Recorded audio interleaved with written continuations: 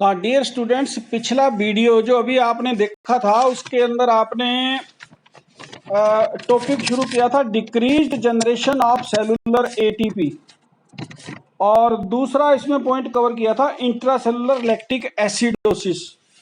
जब ये हिपोक्सिक और इश्मिक इंजरी शुरू होती है तो उस सीक्वेंस के अंदर आपने देखा कि पहले तो एटीपी का बढ़ना कम हुआ, ठीक है, फिर आपने देखा कि लैक्टिक एसिडोसिस हो गया जिसकी वजह से न्यूक्लियस क्लम्प हुई।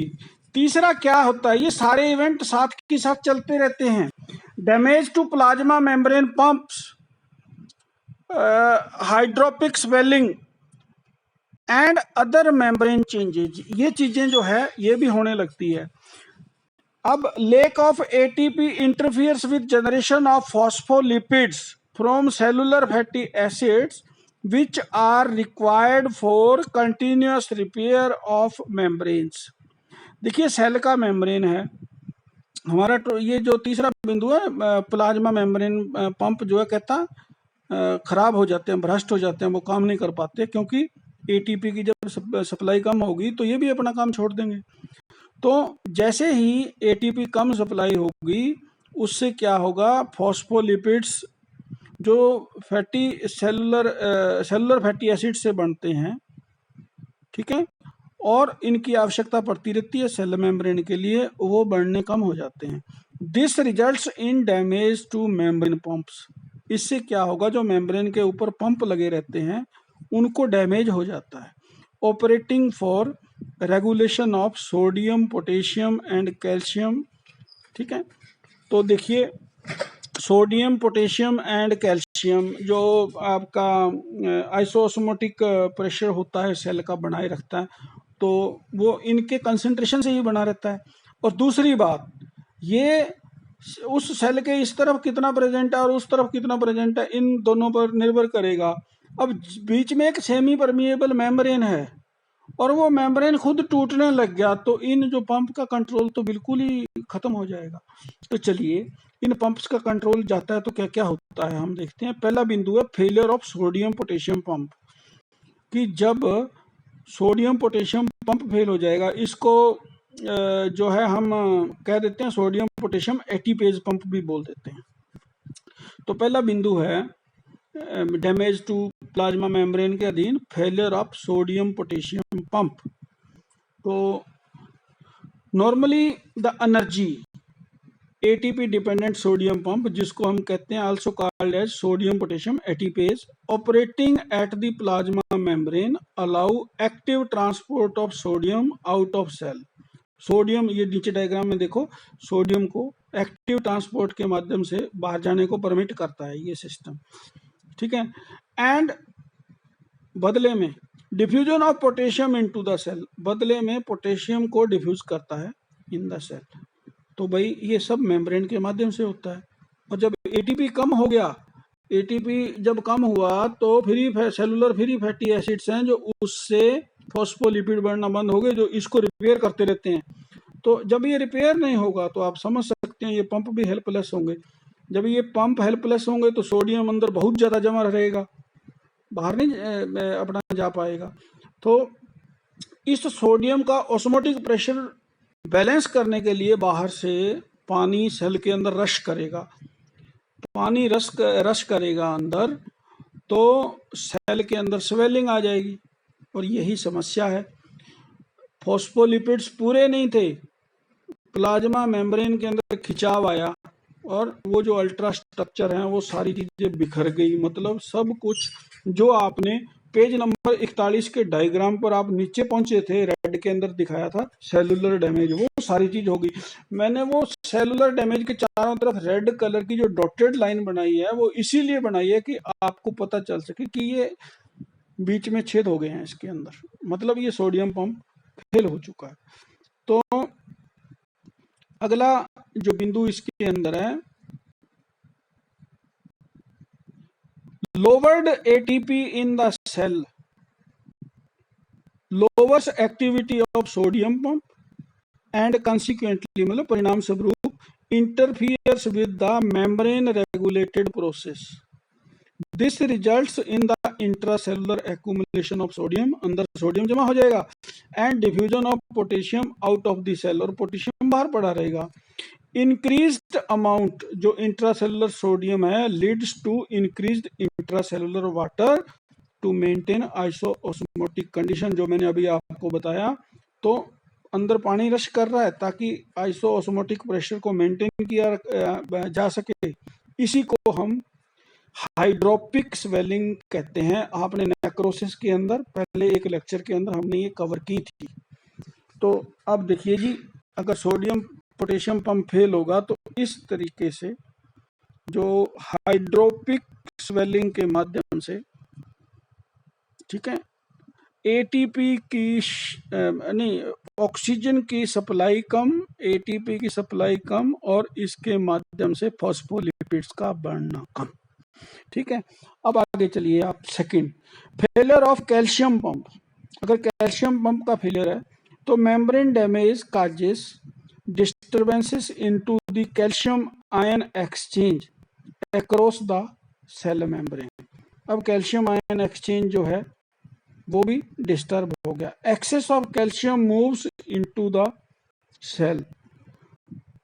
अब क्या होगा, आपने देखिए जो 41 नंबर पेज पर आपका डायग्राम था, आपने देखा था साइटोसोलिक कैल्शियम बढ़ जाता है। अब आपको समझ में आ रहा होगा कि कैसे बढ़ जाता है, क्योंकि जो कैल्शियम इनफ्लक्स है वो बढ़ चुका है। जो ये कैल्शियम पंप है वो फेल हो चुका है। ये क्यों फेल हुआ है? क्योंकि एटीपी कम बना है।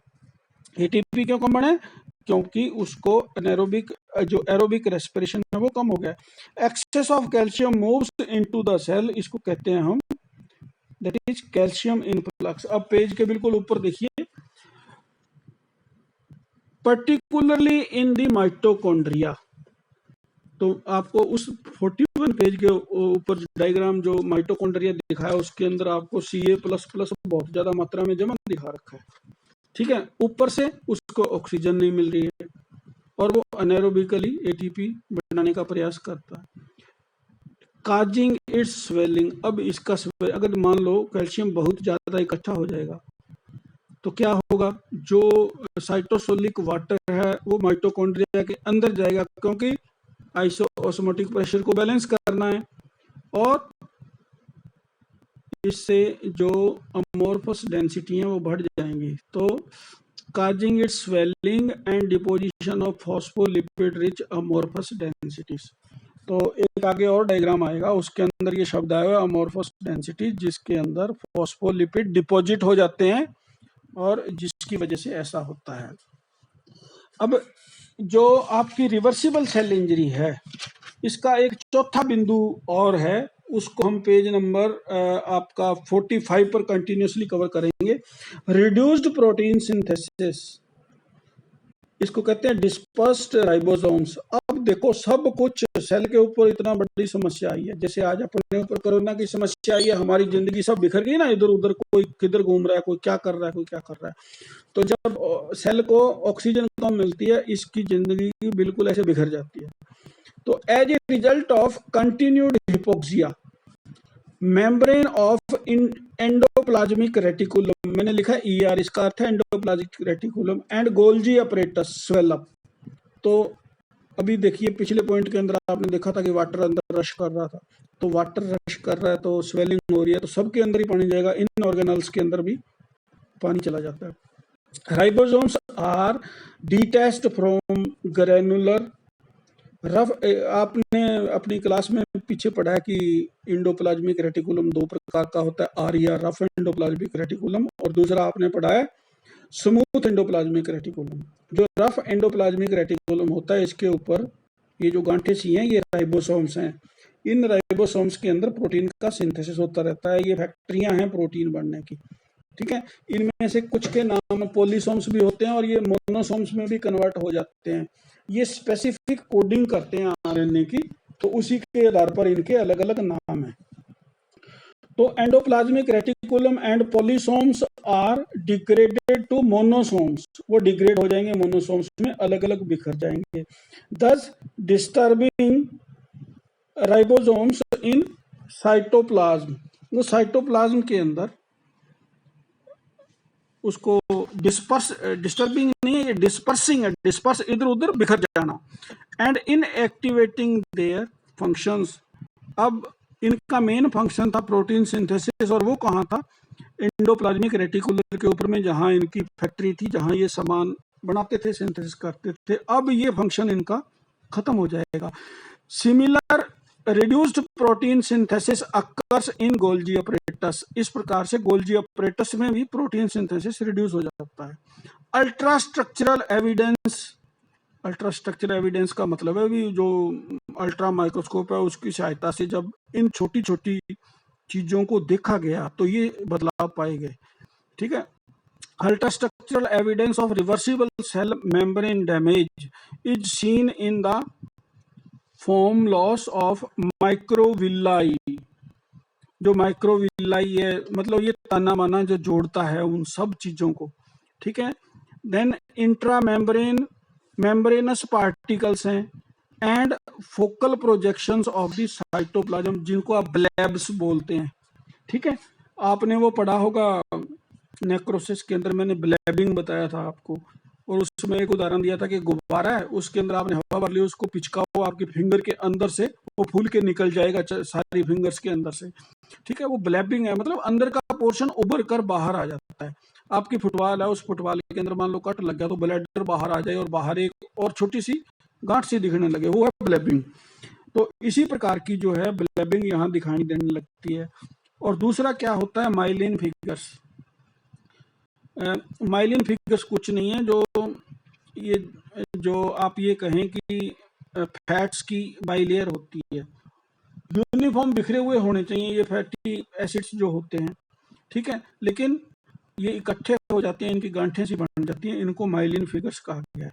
माइलिन फिगर्स में be seen lying in the cytoplasm or present outside the cell.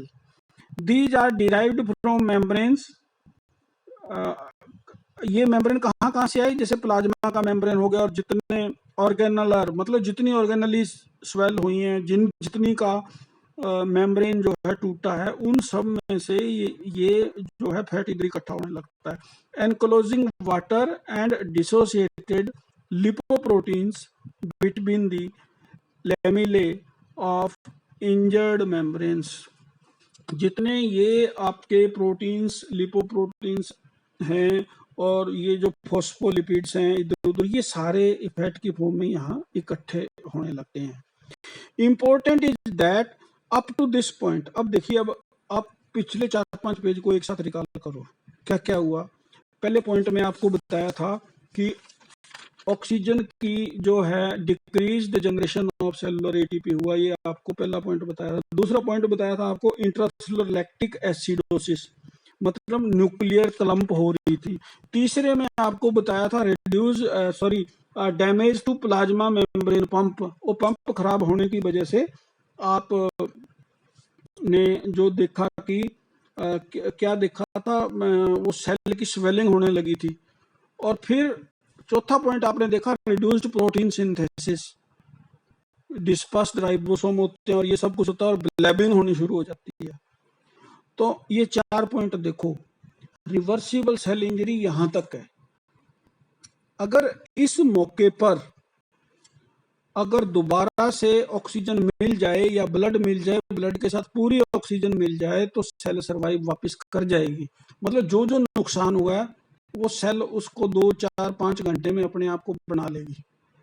लेकिन इस पॉइंट के बाद अभी अगर ऑक्सीजन ना पहुंची सेल के पास, तो सेल इरिवर्सिबल सेल इंजरी में चली जाएगी। तो अब आपने ये 4 पॉइंट डिस्कस करने होंगे जब भी आपसे रिवर्सिबल सेल इंजरी क्या है, उसका मैकेनिज्म क्या है, उसका पैथोजेनेसिस कैसे है, तो आपने ये 4 पॉइंट डिस्कस करने हैं।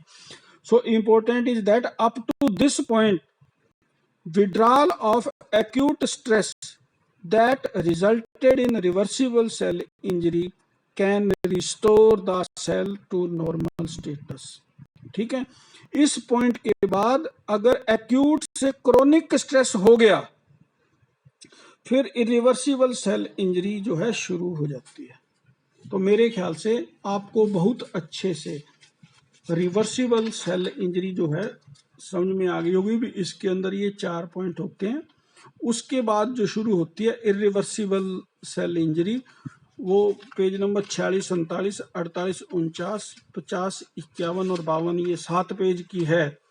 तो इसके लिए अभी आपको थोड़ा इस लेक्चर में गैप देता हूँ, कल भेजता हूँ या सोमवार को इसको आपको भेजूंगा। तो इसके साथ एक बार और कहूँगा आपको कि 25 तारीख का जो लेक्चर था, जिसके अंदर मैंने आपको एक किसी किताब से आपको 2 पेज दिए थे, ठीक है, स्कैन करके आप उनको पहले पढ़ना। उनको पढ़ने के बाद में वहाँ पढ़ने उस लेक्चर में अपन ने जो है स्ट्रेस के 9 कारण भी, एटियोलॉजिक रीजंस भी पढ़े थे।